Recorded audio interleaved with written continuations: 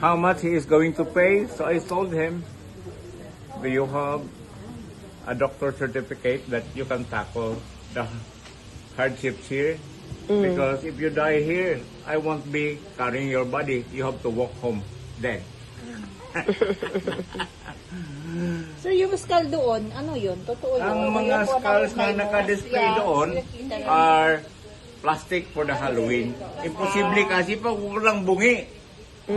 Walang uprooted tooth. Hindi siya totoo. But the helmets that they wore are actual Japanese helmets. Tapos iba-ibang lugar mo nakuha. Dito lang. Sa iba-ibang lugar mo nakuha. Itong collections. Dito nangyari ang last stand of the Japanese last battlefield. Pagkat yung newspaper na yan was issued on August 15, 1945.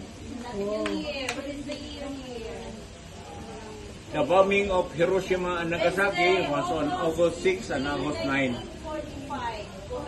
But the Japanese High Command have to ascertain if it really was an atomic bomb. So they have to check on it.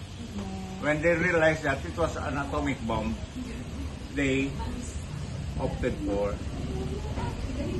unconditional surrender on August 15.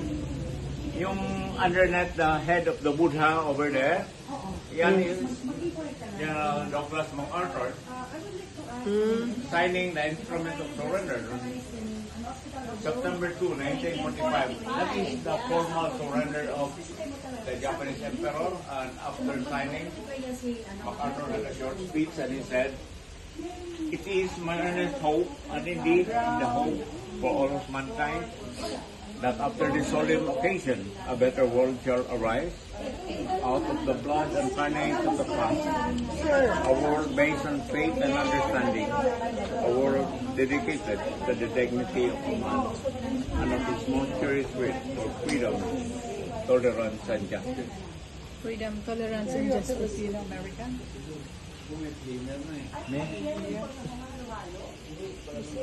Pan.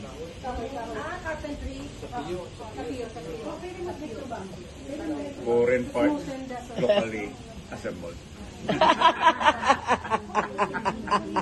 100% Bisaya. 100% Bisaya. Foreign, yeah. You speak English well. My fathers were Spanish. I see. Picture tayo. Oo. Picture tayo sa kanya. Oo. Oh, ikaw. Mistizo. Oo. At yung nanay ng